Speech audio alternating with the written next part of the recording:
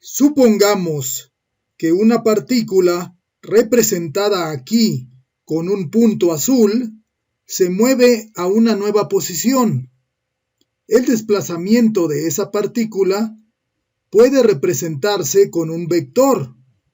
Si la partícula se desplaza ahora a una nueva posición, donde este desplazamiento también lo representamos con un vector, entonces tenemos esos dos vectores de desplazamiento asociados al movimiento de la partícula.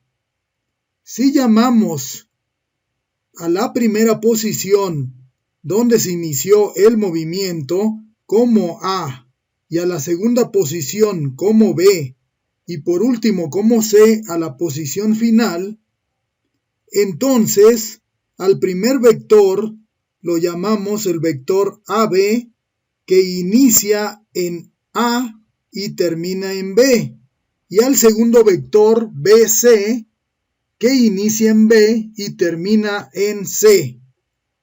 Observemos que el desplazamiento resultante es igual a un desplazamiento de la posición A a la posición C, representado con el vector AC.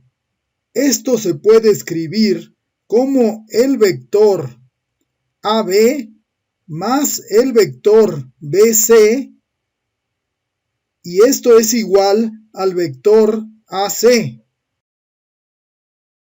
Por lo tanto, un vector A más un vector B es igual a un vector resultante C, que inicia donde inicia el vector A y termina donde termina el vector B. Ahora si sumamos tres vectores A, B y C, obtenemos el vector resultante A más B más C. Observemos que la suma de los vectores A y B es igual al vector A más B. De la misma manera, la suma de los vectores A más B y C dan como resultado el vector A más B más C. También observemos en la figura que la suma de los vectores B y C dan como resultado el vector B más C, y por lo tanto la suma de los vectores A y B más C es igual al vector resultante A más B más C. Por consiguiente, la adición de dos vectores A y B es igual al vector resultante A más B.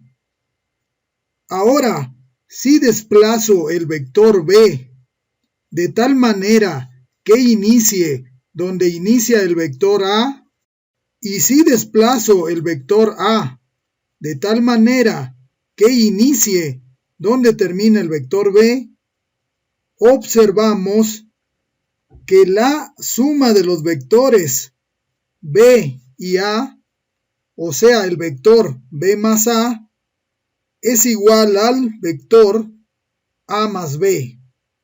Y esto lo escribimos como B más A igual a A más B. Por lo tanto, la adición vectorial es conmutativa. Como vimos anteriormente, estos vectores los puedo desplazar. Como habrán notado, al desplazarlos no les cambiamos la dirección y la longitud, porque si lo hiciéramos ya no serían los mismos vectores. Ahora voy a desplazar el vector B de tal manera que se sume al vector A, pero lo voy a hacer de una forma imaginaria y lo muestro en la figura con el vector B dibujado como flecha discontinua para indicarlo. Y observamos que el vector resultante de la suma de A y B es el vector A más B. De la misma manera, voy a desplazar ahora el vector A de tal manera que se sume al vector B. Y como observamos en la figura, la suma del vector B y A es el mismo vector resultante A más B. Esto ya lo habíamos mostrado anteriormente cuando mostramos que B más A es igual a A más B. La manera como lo estamos observando ahora se le llama la regla del paralelogramo. Si tenemos los vectores A y B, como se muestran, y si le cambio la dirección a B, tenemos el vector menos B. Ahora, si realizo la suma del vector A más el vector menos B, esto es igual al vector A menos B. Como podemos observar, la suma de un vector A con el negativo de un vector B es igual a una sustracción. Ahora, de esta figura, que muestro dos vectores A y B, voy a sumarle al vector A el negativo del vector B, y aquí lo vemos escrito con una flecha discontinua, y entonces el resultado de la suma de los vectores A y menos B es igual al vector A menos B, también mostrado aquí con una flecha discontinua. Si desplazo el vector A menos B, como se muestra en la figura, observamos que el vector A menos B tiene una dirección que va de la punta de la flecha del vector B hacia la punta del vector A, y esto lo podemos escribir como el vector B más el vector A menos B, que es igual al vector A. Si ahora le cambio la dirección al vector A menos B, tenemos el vector B menos A, que tiene una dirección que va de la punta del vector A hacia la punta del vector B. Como ya vimos, si tengo un vector A y le sumo un vector B, entonces tenemos un vector resultante C, donde el vector C es igual al vector A más el vector B.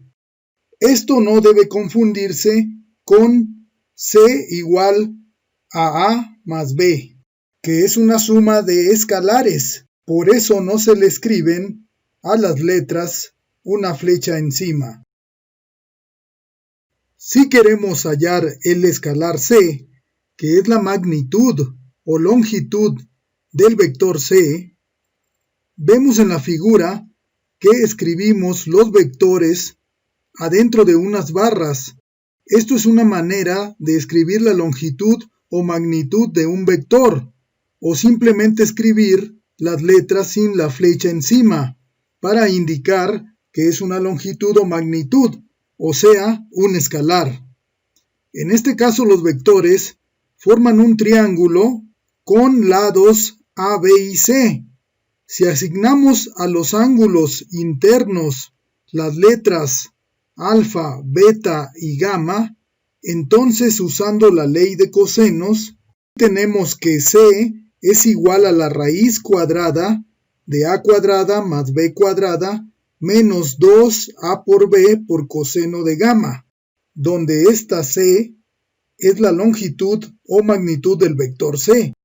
Este resultado es para el caso en que el vector C es igual a la suma de dos vectores A y B.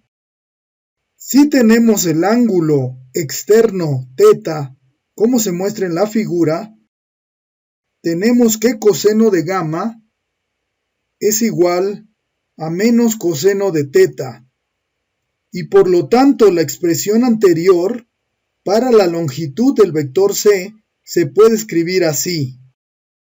Resumiendo lo anterior, si tenemos el vector resultante C, que es igual a la suma de dos vectores A y B, y el ángulo entre los vectores A y B es θ, como se muestra en la figura, entonces la magnitud o longitud del vector resultante C está dada por la siguiente expresión.